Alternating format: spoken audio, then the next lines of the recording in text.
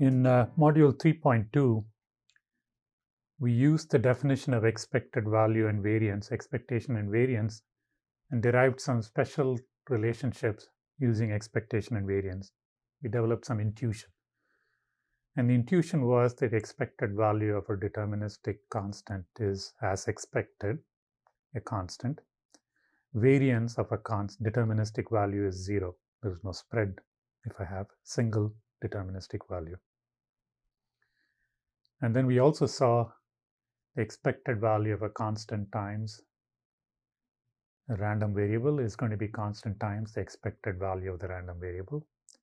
And the variance, on the other hand, which changes as the constant squared, c squared times the variance of the random variable. Then we saw that the expected value of sum is sum of expected values. And we also finally derived a relationship that showed us that expected value of x squared is variance of x plus x bar squared, expected value of x squared. What we're going to do in module 3.3 is extend our definition of expected value and variance of individual random variables to functions of random variables. Why is that important? The reason it's important is we are dealing with, in design context, we're dealing with performance metrics like stress or fatigue life, etc., are functions of random variables. Therefore, we ought to be able to characterize how individual design parameters, which may be random, influence functions and cause them to become uncertain. So, and we're going to take the first step toward doing that today, in this particular module 3.3, by defining expected value and variance of continuous functions of random variables. Let phi of x is a continuous function of continuous random variable x, and the x has a probability density function PDF, f of x. Then the expected value of phi of x, which we'll call as phi bar, is just integral of phi multiplied by f of x dx, exactly the same way as we had defined the expected value previously. And the variance of phi is phi minus phi bar squared integrated times PDF integrated between minus infinity and plus infinity. These are natural extensions of our definition of expected value of x and variance of x. Only thing is, now we have a function of x instead of x itself. Now you can extend this to multiple random variables. So instead of, let's say, a single random variable, single continuous random variable, what if we had two continuous random variables? So now we're going to extend the expected value and variance definition that we had in the previous slide for a function of a single continuous random variable to a function of two random variables. Let x and y be two continuous random variable, and phi is now a function of x and y, the two continuous random variables. And we now define, instead of the probability density function that we had for the single random variable x, now we define what we call as a joint probability density function, g. And this joint probability density function basically gives you the density, the probability corresponding to simultaneous occurrence of specific values of x and y. I'll elaborate on this a little bit more pictorially, but think of this joint probability density function as describing the probability of simultaneous occurrence of x and y.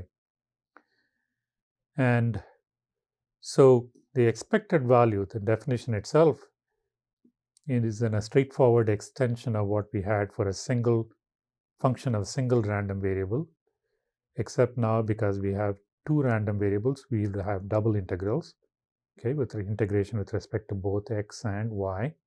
because G depends on both X and Y. And the variance, again, the formula is as before. It's the expected value of phi minus phi bar squared is the variance, and that and expanded gives you this form that we see here.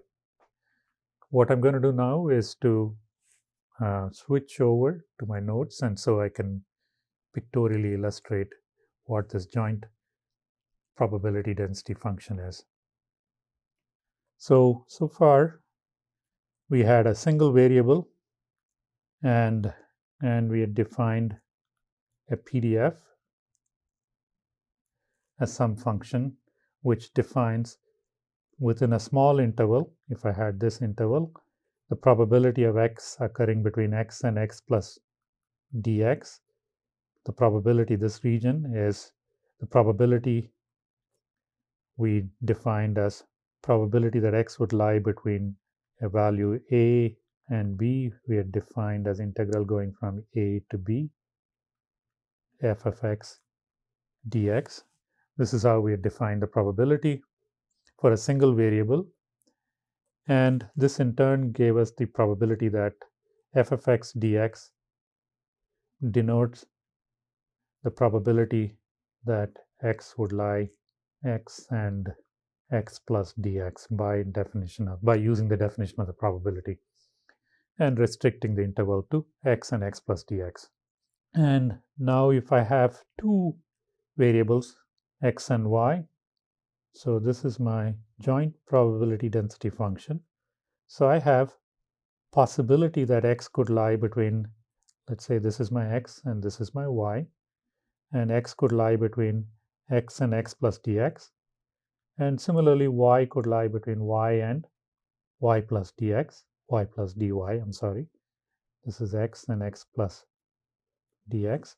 And so the joint probability density function basically describes a probability that the function would lie in this region. So this is my g corresponding to that value. This corresponds to g of x comma y. And so the joint probability density function says that the probability of x lying between x plus x comma x plus dx and y between y and y plus dy. Okay, so y, the variable would lie between y and y plus dy, is g of x comma y times dx dy. So now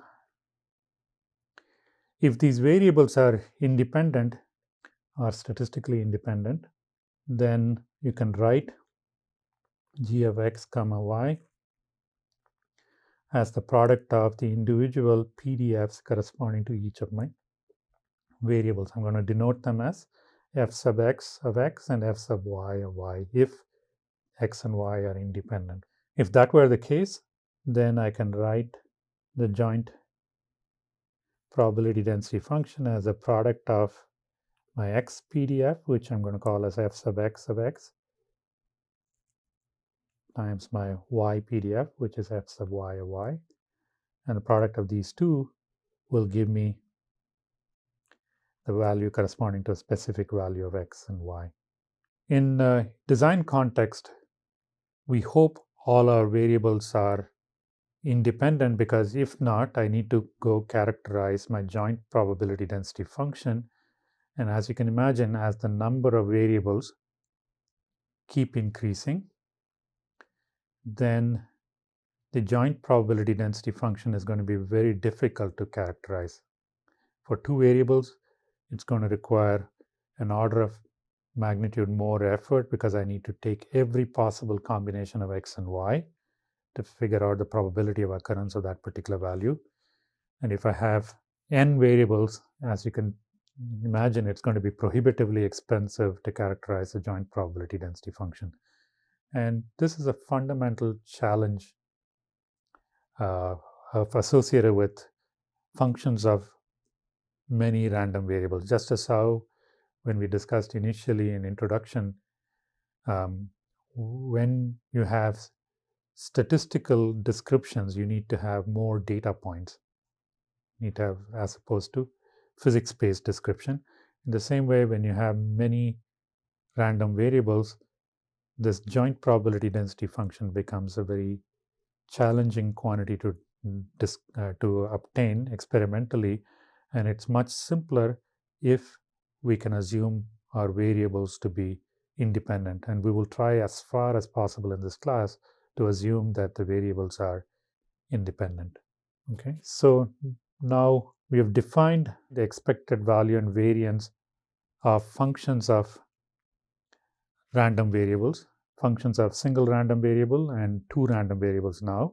And let's look at some specific examples of functions of two random variables. The simplest possible function of two random variables is the sum or difference of two random variables. If x and y are two random variables, let's further assume that they are independent. X and y are independent. Then what we are asking is, if phi were to be x plus or minus y, and x and y are independent random variables, we want to show that expected value of x plus or minus y is, and here I've used mu, expected value of x plus or minus expected value of y, and variance of x plus or minus y is variance of x plus y. Notice there is no minus here.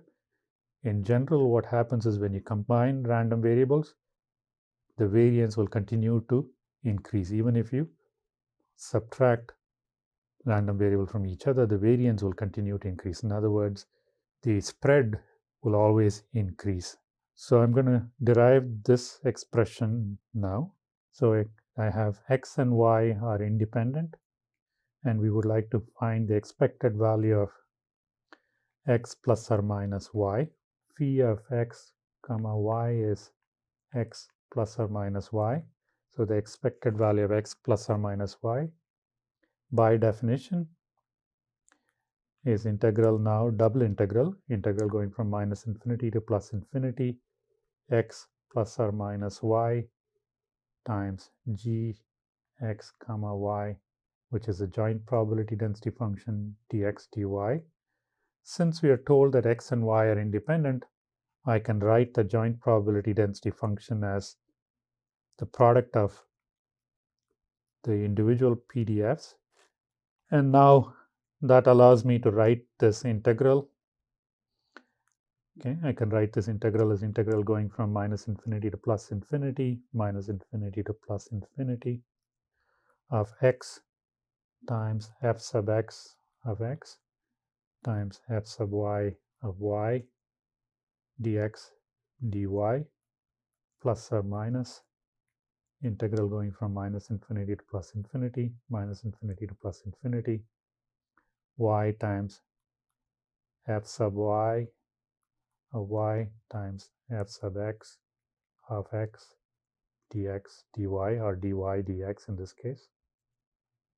I'm just going to do the y integration first. Actually, I'm going to leave it as x dx dy.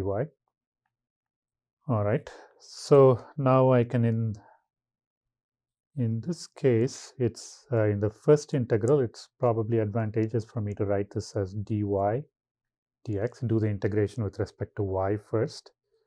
And then, so therefore, I can write the first integral as minus infinity x times fx, integral going from minus infinity. I can take out x because it's now a constant when I integrate with respect to y. And then similarly, I can write the second integral going from, so y times f sub y of y dy, integral going from minus infinity to plus infinity, f sub x dx. And I know this quantity is equal to 1. This quantity is equal to 1. And therefore, I'm left with the integral going from minus infinity f x times f sub x of x dx plus or minus integral going from minus infinity to plus infinity, y times f sub y of y dy, which by definition is the expected value of x plus or minus expected value of y. Okay, and in this particular class, I will not distinguish between population and sample expected values and variance. So I'll just call them x bar and y bar instead of mu and sigma that you would need to use for population, standard deviation, and variance. So similarly, we can now estimate variance of x plus or minus y, and that's integral going from minus infinity to plus infinity, integral going from minus infinity to plus infinity. Now, by definition, the variance is expected value of the quantity minus its expected value whole squared times the joint probability density function in this case. Now I can write the joint probability density function in terms of the individual PDFs, and I can go through the same process that I just went through. So I can write this as minus infinity to plus infinity. Now I can write the quantity here as x plus or minus y minus, using the derivation that I just did, x bar plus or minus y bar whole squared f sub x times f sub y of y dx dy. And this I can write further, integral going from minus infinity to plus infinity, minus infinity to plus infinity, x minus x bar plus or minus y bar, the whole squared. Okay, f sub x of x, f sub y of y, dx dy. And this I can write as x minus x bar whole squared plus or minus 2 times x minus x bar times y minus y bar plus y minus y bar whole squared, f sub x of x, f sub y of y, dx dy. And then I can break it onto 3 integrals, and I can write those integrals as integral going from minus infinity to plus infinity, minus infinity to plus infinity, x minus x bar whole squared, f sub x of x, f sub y of y, dx dy, plus integral going from minus infinity to plus infinity, minus infinity to plus infinity, y minus y bar whole squared, f sub x of x, f sub y of y, dx dy.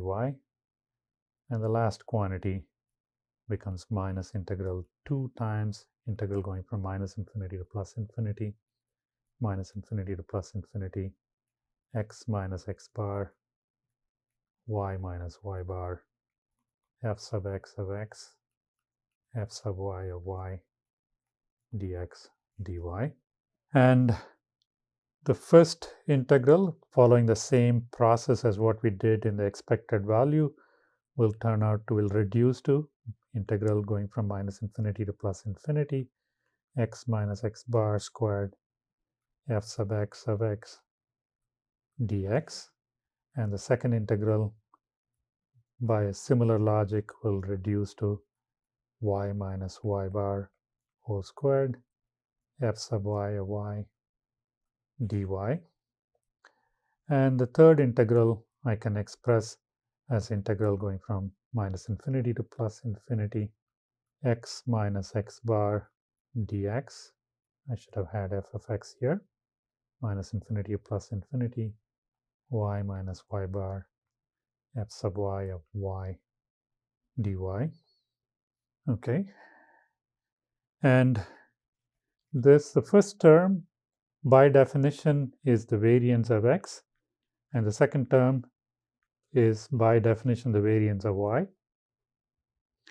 And the last term, okay, we can think of as minus 2 times the expected value of x minus x bar times x minus expected value of x minus x bar.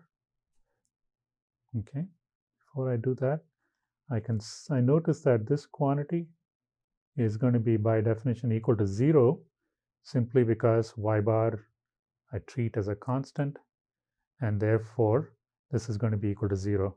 So therefore the last term is 0. And why that is the case? Well, if I take integral going from minus infinity to plus infinity of y minus y bar fy of y dy, that I recognize as being integral going from minus infinity to plus infinity of y times fy of y dy. It should be plus or minus here. There should be a plus or minus here. Okay, because there is a plus or minus there, so it should be a plus or minus. So this is nothing but minus integral minus infinity to plus infinity y bar times f sub y of y dy. And the first term by definition is y bar. The second term is, now in the second term, y bar is a deterministic quantity. It's been evaluated already. So therefore that's going to be equal to f sub y of y dy, and this we know to be equal to 1 PDF, and so therefore this quantity is y bar minus y bar. This is equal to 0. And you could apply the same logic to the first integral as well. If you were to integrate first with respect to x, even then this would reduce to 0. So therefore variance of x plus or minus y is variance of x plus variance of y. And this is an important concept, that whenever you add variables, whenever you combine random variables, the variance of that combined quantity is always going to be increasing relative to, not always, but it's most, the key point is it is likely to increase. It's not always the case. There are situations when it wouldn't. We'll talk about that much later in the course. But variance of functions of random variables is going to be greater than the variance of the random variables themselves. That's a key point to remember. So we have now derived the expected value and variance of a very simple function, sum or difference of two random variables. And it seemed fairly cumbersome to derive that, and it is in general, if you use this sort of an algebraic approach, it is cumbersome. When later we will learn to use another approach called first order reliability method, which will allow us to estimate expected value and variance much more simply for more complex functions. For now, we'll start with these algebraic expressions, simple expressions. Similarly, if I had a product of two random variables, and if those variables are independent, expected value of the product is product of the expected values.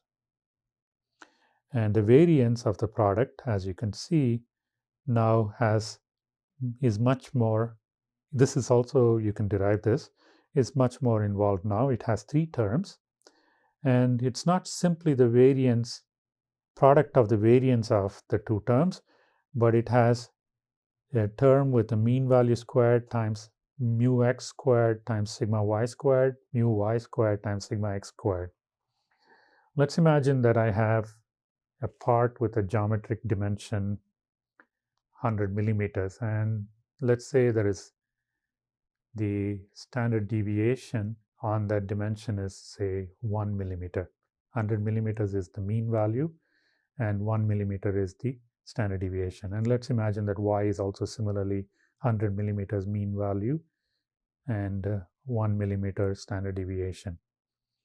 Then what you find is the variance of the product of x and y is not simply 1 times 1, the standard deviations multiplied with respect to each other, but there's also a term which is 100 squared times 1 here and 100 squared times 1 here. So this is going to be contributing, these mean values are going to be contributing significantly to the variance of the product of the two random variables. That's an important point to keep in mind.